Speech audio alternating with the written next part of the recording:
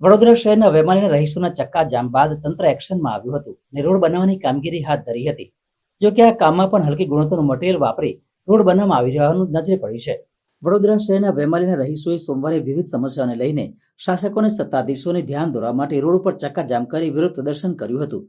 જો કે અંતે અહેવાલ પ્રસારિત થતાં જ કોર્પોરેશનનું વહીવટીતંત્ર દોડતું થયું છે અને કામની શરૂઆત કરી છે. મંગળવારે કોર્પોરેશન દ્વારા બની રહેલા રોડ પણ હલકી ગુણવત્તાનું બનાવવામાં આવ્યો હોવાનું નજરે પડ્યું હતું. રોડ બનાવવામાં અધિકારીઓએ કરેલ બુદ્ધિ પ્રદર્શન સામે નાગરિકોમાં રોષ જોવા મળ્યો છે. સ્મશાનના રોડ ઉપર માટી ઉપર જ રોડ બનાવી રહ્યા છે. સ્થાનિક રહીશો તંત્ર સામે આક્ષેપ કર્યા હતા અને જો રોડ બનાવવો જ હોત તો વ્યવસ્થિત બનાવી આપવાની માંગ કરી છે. બીજી તરફ સાંસદને પણ વેમાલી મુક્તિધામના સ્મશાન માટે અને વિવિધ સમસ્યા હલ કરવા માટે પૂર્વ સરપંચે હાકલ કરી છે. તમામ સુવિધા ઉપલબ્ધ કરવામાં આવે તેવી માંગણી કરવામાં આવી હતી.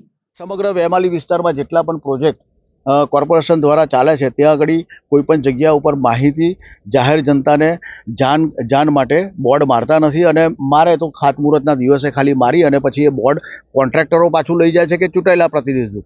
એ એક સવાલ છે, પરંતુ એની માહિતી આગળ કોઈ પછી એ તળાવનું કામ હોય, રોડ રસ્તાનું કામ હોય, ડ્રેનેજનું કામ હોય, આ તમામ કામોમાં એ કોઈ પણ જાતની માહિતી અમને પૂરી નથી પાડતા. અમારી ખૂબ માંગણી હતી, છેલ્લા કેટલા વર્ષોથી અમે માંગણી કરીએ છીએ. પૂર્વ સાંસદ રંજનબેન ભટ્ટજીના અમને પેપરના પ્રિન્ટ મીડિયાના માધ્યમથી જાણવા મળ્યું કે તેઓની મુદત ટર્મ પૂરી થઈ ત્યારે એમની ઘણી બધી ગ્રાન્ટ વન વપરાયેલી સરકારમાં પરત ગઈ. તો અમારી આટલી માંગણી હતી.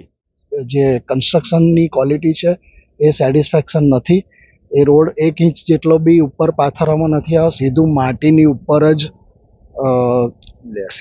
કોન્ક્રીટનું એક લેયર કરી દેવામાં આવ્યું છે, જે પૂરું 1 ઇંચની બી એની થિકનેસ નથી. તો અમારી એટલી જ વિનંતી છે કે જો બનાવવો જ હોય તો ખરેખર લોકોની સુવિધા માટે ઉપયોગી થાય એ પ્રકારની ગુણવત્તાનો રોડ બનાવવો જોઈએ. કારણ કે આ જે રોડ છે એનું આયુષ્ય 2 મહિના 3 મહિનાથી વધારે નથી અને વરસાદની સિઝનમાં આ રોડ ટકશે નહીં, કારણ કે સીધું માટી પર લેયર નાખી દેવામાં આવ્યું છે, જે પ્રોપર રીતે કામગીરી થવી જોઈએ નથી થઈ. એના માટે ફરીથી વિનંતી કરીએ કે અગર કરવું જ હોય કામ તો વ્યવસ્થિત થાય.